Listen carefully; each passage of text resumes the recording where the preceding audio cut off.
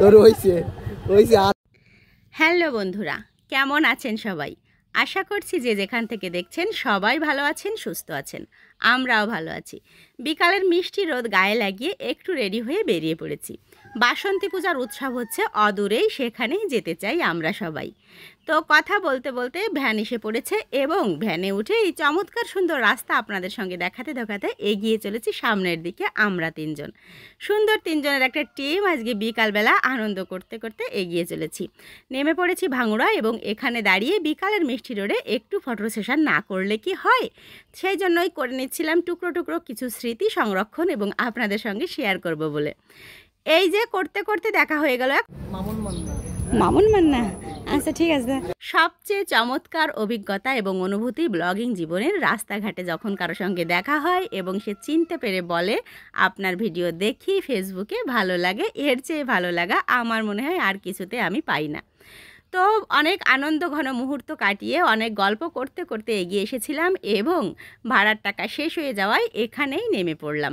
সূর্য আমাদেরকে দেখে তার তাপ কিছুটা কমিয়ে নিল এবং এই যে বড় সড়ো সাইজের রাস্তা নড়াইলের, এটা পার হতে যে কি পরিমাণ কষ্ট পাচ্ছিলাম তা কি বলবো। হঠাৎ করে বেশি সাহস এবং শক্তি এসে গেল, কারণ অদূরেই মোটর সাইকেল নিয়ে দাঁড়িয়েছিল সে। তাকে দেখে রাস্তা পার হওয়ার জন্য দৌড়াদৌড়ি করতেই যাচ্ছিলাম, আর সবাই নিষেধ করছিল কারণ প্রচুর গাড়ি ঘোড়া, ব্যস্ত সড়ক। একবার যদি গাড়ির তলে পড়ি তো অ্যাম্বুলেন্সে করে শ্বশুর বাড়ি নয়, সরাসরি শ্মশান ঘাটেই চলে যাব আমি। তো একটু ফাঁকা টাকা হলে রাস্তাটা পার হয়ে এগিয়ে গেলাম তার দিকে। মন ধুকপুক, মন আবার খুশিও। খুবই ভালো একটা অভিজ্ঞতা, আর তার মিষ্টি হাসিও। দেখুন গাইজ, এরম সুন্দর করে যদি কেউ একটা স্মাইল দিয়ে দেয় তো আপনি কতক্ষণ নিজেকে শান্ত রাখবেন বলুন? ভালো লাগা কাজ করবে না আপনার? তো সুযোগও পেয়ে গেলাম তার সাথে মোটরসাইকেলে ঘোরার, কিন্তু অতি উৎসাহে পড়েই যাচ্ছিলাম প্রায়। কোনো রকমে সে সামলে নিল এবং আমাকে নিয়ে ঘুরে এলো দূর অজানায়। খুবই ভালো একটা অভিজ্ঞতা এবং এত ভালো লাগা আমার মনে হয় আর কোনো দিন কোনো কিছুতেই লাগে না। সূর্য ঢলে পড়ছিল, সেই সঙ্গে নায়কের সঙ্গে মোটর সাইকেলে উঠে এরকম হাইওয়েতে ঘোরার যে চমৎকার অভিজ্ঞতা, সেটা আপনাদের সঙ্গে ভাষায় আমি প্রকাশ করতে পারবো না, তবে এক্সপ্রেশন দেখে বুঝে নিতে পারেন। মনে হচ্ছে দুহাত দুদিকে ছড়িয়ে ডানা মেলে উড়ে বেড়াই সারাটা দিন।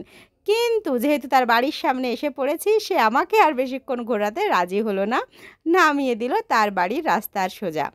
তো তাকে ছেড়ে দিয়ে এবার যাচ্ছিলাম বাড়ির দিকে, হঠাৎ একটা গরু আমার পথ আগলে দাঁড়ালো। কেউ চায় না আমি শ্বশুর বাড়ি যাই গাইজ, দেখুন গরুও আমাকে বাধা দিচ্ছে। সোজা রাস্তাটা বাদ দিয়ে এখন আমার বাঁকা রাস্তা ধরে শ্বশুর বাড়িতে যেতে হচ্ছে। কি করা যাবে আর, গরুতে যখন চায় না তাকে ডিঙিয়ে আমি যাই, সেই কারণে এই যে বাগান দিয়ে বিল পথে নাচতে নাচতে ডান্স করতে করতে কাটা বন, ঝাউবন, যা ইটপটির যা যা আছে পায়ের তলায় সব কিছুকে মারিয়ে এগিয়ে চলেছি শ্বশুর বাড়িতে। এই যে বন জঙ্গলের যে সুন্দর রাস্তাটি, এটাই আমাদের শ্বশুরবাড়ির রাস্তা, যেহেতু ভালো রাস্তাটি গরু আমাকে যেতে দেয়নি। তো এবার চলে এসেছি, ওই যে আমাদের গাড়ি দাঁড়িয়ে আছে, আর এই যে আশেপাশে সবার সঙ্গে কথা বলে ঢুকে পড়েছি শ্বশুরের গৃহে। দেখতেই পারছেন তার ঘর আর রাস্তায় তো দেখালাম আমার বর। এবার চলুন রান্নাঘরে। এক কাপ চা হাতে নিয়ে বসে পড়েছি রান্না করতে। ভালো বৌমার এটাই কোয়ালিটি, বাইরে থেকে এসে কাপড় চোপড় চেঞ্জ করার কোনো দরকার নেই, যেমন আছো সেরকম মেকআপ করে বাংলা সিরিয়ালের অভিনেতাদের মতো সুন্দর করে রান্না শুরু করে দাও। এবং গাইস, সত্যি বলছি, আমার রান্না এমনিতে খাওয়া যায় না, তবে যদি এরকম সেজে গুজে রান্না করা হয় বাংলা সিরিয়ালের নায়িকাদের মতোই রান্না ভালো হয়। এই যে আমার শাশুড়ি মা অনেক কটা মাছ ভাজি করে রেখেছেন এবং মশলাও করে রেখেছেন, তার বৌমা রান্না করবে বলে কথা। তো আমিও আলুরকে একটু গায়ে হলুদ দিয়ে নিলাম, যেহেতু আমাদের গায়ে হলুদ তো আর হচ্ছে না। আলুই একটু গায়ে হলুদ পাক এবং আমাদের আশীর্বাদ করে দিক যেন আমাদের গায়ে হলুদটা তাড়াতাড়ি হয়ে যাক। তো সুন্দর করে আলুটাকে ভাজি করে নামিয়ে এবার তুলে নিচ্ছি, এরপর একে একে রান্না করব। প্রথমেই আমি মাছটা রান্না করে নেব, সেই কারণে দিয়ে দিলাম কড়াইতে মশলা। একটু কম কম লাগছিল তাই আরও একটু নিয়ে দিয়ে দিলাম। একটু ভয়ও লাগছিল, শ্বশুরবাড়িতে প্রথম রান্না বলে কথা, তার উপর এরকম গেট আপ সেট আপ নিয়ে। সুন্দর করে নুন দিয়ে দিলাম যাতে সবাই আমার গুণ গায়। আর এই যে দেখছেন চুলার জাল, আমি কিন্তু চুলার জালে রান্না করতে পারি গাইজ, দেখে নিন ভালো করে। মাছগুলো ভাজি করাই ছিল, সেই কারণে বেশি একটা আমার কষ্ট করতে হলো না এবং খুবই অল্প সময়ের মধ্যে রান্না করে ফেললাম মাছের ঝোল। এই যে দেখতে পাচ্ছেন ফাইনাল যে এখনও জল দেয়নি, জল দিব, তারপর সুন্দর করে জ্বালিয়ে নিব। আর সবাই আছে, শাশুড়ি শ্বশুর ননদ, গল্প করছি সবার সঙ্গে এবং আমি রান্নাটা কমপ্লিট করছি। খুবই ভালো লাগছিল শ্বশুরবাড়িতে প্রথম রান্না, সবারই ভালো লাগার কথা। এবার একটু জল দিয়ে দেব এবং জলটাকে টানিয়ে ঝোলটা একটু মাখো মাখো করে নামিয়ে নেব, সুন্দর মাছের ঝোলটা। আমি রান্নাতে অতটা অভিজ্ঞ না, সে তো আপনারা ভিডিওতে দেখে বুঝতেই পারেন। তবে শ্বশুরবাড়ির প্রথম রান্না আমাকে কিন্তু দারুণ রোমাঞ্চিত করছিল। কড়াইয়ের রঙটা ইগনোর করবেন।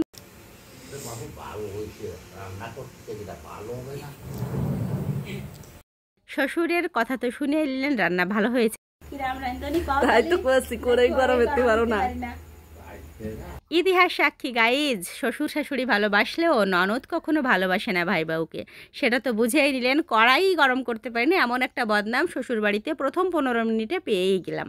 কোনো ব্যাপার না, তার জন্য কিন্তু আমি হাল ছেড়ে দিচ্ছি না। আমার সে খাবে বলে কথা, রান্নাটা আমাকে কমপ্লিট করতেই হবে এবং বাংলা সিরিয়ালের মতো জেদ নিয়ে নিয়েছি, সুন্দর করে রান্না করতে হবে যাতে তার মন রান্না খাইয়ে একেবারে ঘুলিয়ে দিতে পারি। সুন্দর সুন্দর মশলা করে রেখেছিল শাশুড়ি মা, সেগুলো একটু একটু করে দিয়ে দিচ্ছিলাম এবং কষিয়ে নিচ্ছিলাম। চুলার জালে রান্না করার অভিজ্ঞতা খুবই কম আমার, তবুও ট্রাই করছিলাম, বুঝতে দিচ্ছিলাম না। আমি দেখাচ্ছিলাম যে আমি খুবই ভালো রাঁধুনি, চুলার জাল হোক বা যাই হোক, যে কোনো পরিবেশে আমি সুন্দর রান্না উপহার দিতে পারি। বুঝতে হবে, বাড়ির মানুষের মন জয় করার একটা ব্যাপার আছে না গাইজ।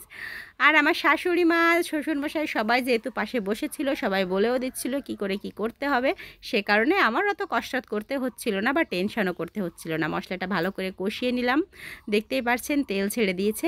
এবার দিয়ে দেব মাংসটা। আমার সে সুন্দর করে মাংস কিনে নিজের হাতেই শুনছিলাম নাকি কুটে টুটে গুছিয়ে রেখেছে। তো এবার আমার কাজ শুধু রান্না করা। এরকম সুন্দর শ্বশুরবাড়ি কে কে পেতে চান আমাকে কমেন্টস করে অবশ্যই জানাবেন। আমি তো পেয়ে গেছি, আপনিও পেয়ে যান, এমন প্রার্থনা আমার পক্ষ থেকে থাকবে। তো রান্নাটা কমপ্লিট করছি আর এদিকে সবার সঙ্গে গল্প করছি, অনেক ভালো সময় কাটছিল। মাংসটাকে একটু গায়ে হলুদ নিয়ে নিলাম। হ্যাঁ গো বলো, আমাদের গায়ে হলুদ কবে হবে? ওদিকে ভাত তো উতলে যায়। তো ভাতটা ওইদিকে বেশ মানে ফেনা ফেনা ফেনা হয়ে যাচ্ছিল মনে হয়। আমি আবার এই হাঁড়ি থেকে ভাতটা করা এখনও সেভাবে শিখে পারিনি, আস্তে আস্তে শিখে নেব। শাশুড়ি মাকে ডাকছিলাম ভাতটা ঠিক করে নামিয়ে দেওয়ার জন্য, তিনি কখন যে আসবেন বুঝতে পারছি না। তো এইদিকে মাংসটা কষানো প্রায় শেষের দিকে, ভালো করে মাংস কষাচ্ছি, ওইদিকে শাশুড়ি মা এসে ভাতটা রেডি করে নিলেন। এরকম সুন্দর শাশুড়ি বৌমা বন্ডিং যদি দেখতে চান আমার ভিডিও রেগুলার দেখতে থাকুন। দেখুন আমরা দুই শাশুড়ি বউতে, একজন ভাত রান্না করছি আর একজন মাংস। কত সুন্দর একটা পরিবেশ, তাই না? কি সুন্দর শ্বশুরবাড়ি, কি সুন্দর বউ, সেই সঙ্গে চমৎকার সুন্দর শাশুড়ি। দেখুন আমার রান্নার কালারটা দেখে আমারই লোভ হচ্ছে, না জানি সে কেমন বলবে বা তার কেমন লাগবে। একটু ভয় ভয় তো করছেই, বুঝতে হবে প্রথম রান্না, প্রথম শ্বশুরবাড়ি, তো একটু তো আতঙ্ক থাকেই না গাইজ। আপনারা তো একটু আমাকে সাহস টাহস দিতে পারেন, আরও পরামর্শ দিবেন যে দিদি এভাবে না এভাবে করলে আরও ভালো হবে। তো রান্না শেষ, এবার ননদকে দিলাম চেক আপ করতে। সে তো প্রথমে ভালো বলেনি, তবে খাওয়ার পরে মনে হচ্ছে নেগেটিভ কিছু বলছে না। সে খাচ্ছে এবং প্রশংসাই করছে, সেটা আমি তুললাম না। ননদের কথা রিস্ক হয়ে যায়, কষা মাংস দিয়েছিলাম সে কারণে দিলাম না, যদিও সে ভালোই বলেছিল। তবে আগেরবার যেহেতু বদনাম করেছে, ভয়েস উঠালে সে আরও বদনাম করতে পারে, এই ভয়ে এবার তার ভয়েসটা আমি নেইনি। একটু একটু করে কষানোর পর এবার দিয়ে দিয়েছি জল। এবার সুন্দর করে জ্বালিয়ে নিয়ে নামিয়ে দেব মাংসটা। সে খাবে, আমরা খাবো, সবাই মিলে খোশ গল্প করব। তো এখন রঙটা কেমন জানি হয়ে গেছে বলছিলাম, তা শাশুড়িমা বলছে না একটু পরে রঙ ঠিক হয়ে যাবে, কোনো ব্যাপার না। এই যে ননদ তো খেতেই আছে খেতেই আছে। আর এক্সপ্রেশান দেখুন, প্রথমে কড়াই গরম হচ্ছে না বললেও ফাইনালি বলছে না ভীষণ টেস্ট হয়েছে, অনেক ভালো খেয়েছি। তো আর কি করা যাবে, এই যে আমিও একটু দেখে নিই কেমন রান্না করলাম।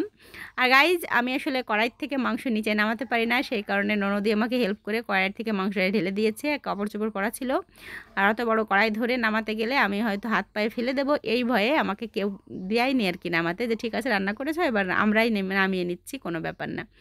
ননদ নামিয়েছিল বলেই মাংসটার স্বাদ ভালো হয়েছিল। পরবর্তীতে এই বদনামটাও আমাকে শুনতে হয়েছে গাইজ, কি করে বলি দুঃখের কথা।